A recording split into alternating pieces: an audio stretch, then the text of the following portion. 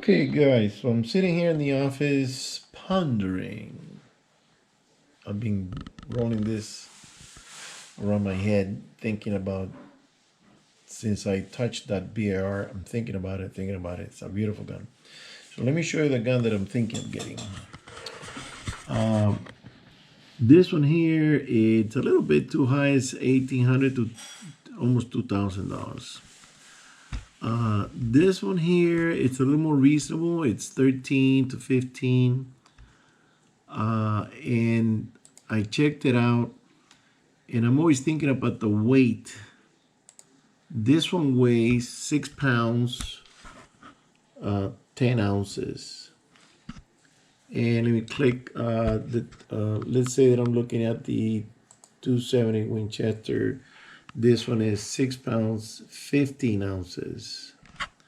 Then if I go back and look at this other one, which is, no, not that one, this one here, which is really good looking gun. And this one's going for about 14 to 15, 16. Okay, and then I'm looking at the weight again and make sure I got the right one. 270 Winchester, because they have a short magnum up here. And this one weighs 7.2. So there's only a 3 ounce difference. And this is really the one that caught my eye. Beautiful gun. I mean, the wood and the metal, everything. So then I started thinking, well, what caliber to carry that gun? Now I got two 308s, and I checked the ballistics against the 7M08 and the 270, and the 308 and the 270s, I know it's a short throw, so it's a lot easier on the mechanism. They won't kick as much, but it's got a very good gas system, operating gas system, and it's not going to kick at all with the 270. I already have a bolt action 270, but I want that second, third shot quick. So I started looking, and I went to my reloading books. I got the Nosler, and I got the which one is this? The Spear, and check the powders and the ballistics and the bullet coefficient. I got all the information up in this menu up here, and I shot some graphs, and this is pretty. It'll tell you right there. I mean, which is on top, which is the blue, because I also added the 7 mag. I already have a 7 mag, and the BAR, which is heavy. It's like 9 pounds, almost 10 pounds. But I wasn't looking at the gun. I'm looking at the ballistics. So here we go. The 270 150 grain at 2862 at velocity. It gives you 3826 at 500, 3826 inches, and it gives you 1628 energy. The 7 mag at 140 grain, it gives you 31 inches, 15 drop, and it gives you 1683.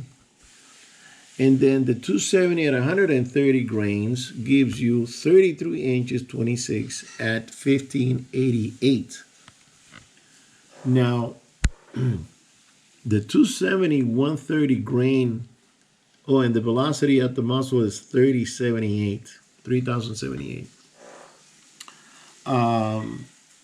The Magnum has a better coefficient as 485 versus 559.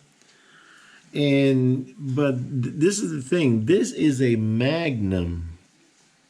You've seen those bullets, how big they are, how much powder they can carry, and it's always been impressive to me that a 270 run-of-the-mill Winchester or 30-06 case can produce 33 from 31.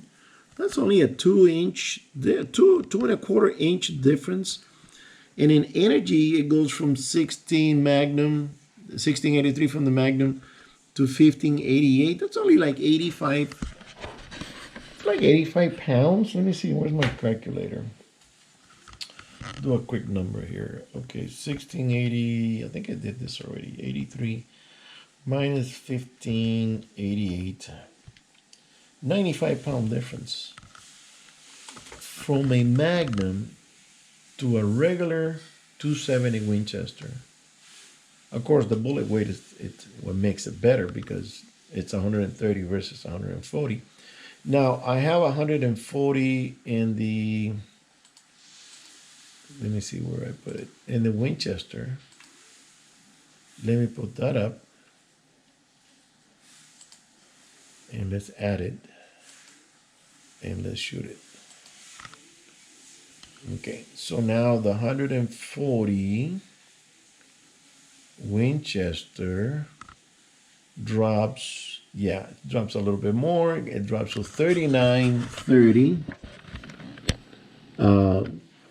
down here. And energy-wise, it goes to 1453. This is at 500 yards. So you have a little bit more, a little bit less energy at 500 yards than the Magnum. So let's do a quick, let's see, 1383 minus 50, what was it? 1443. We're looking at a difference of 240 pounds. Being that the Magnum, it's a Magnum and it's carrying like twice the powder of a 270, it is impressive to me that this bullet can do the distance.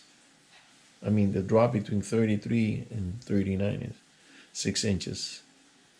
Let me see exactly, because I like to be exact with numbers. Okay, 39.30.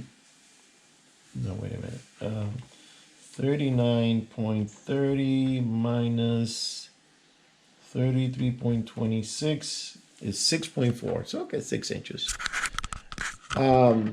You can correct that by just lifting your gun, and you got to know exactly what 6 inches is on the deer or whatever game you're shooting at. So the gun, I was thinking about the 7MOA, but I discounted it because there's such a small difference. And this is a gun that you can shoot far because, you know, long distance, because it's a 270, which is, it has more reach than the 308 and the 7MOA. And the barrel is 22 inches, I believe, on that gun.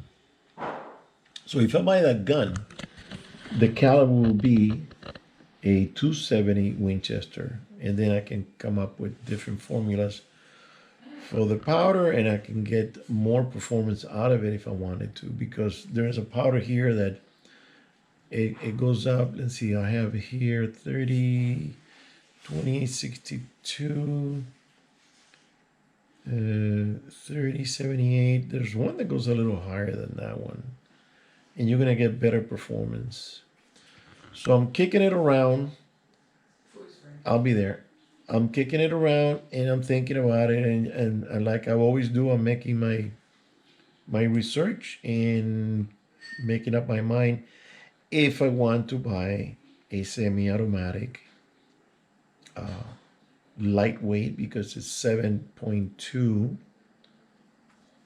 versus my 9-pounder Magnum. It's a beautiful gun. I love it.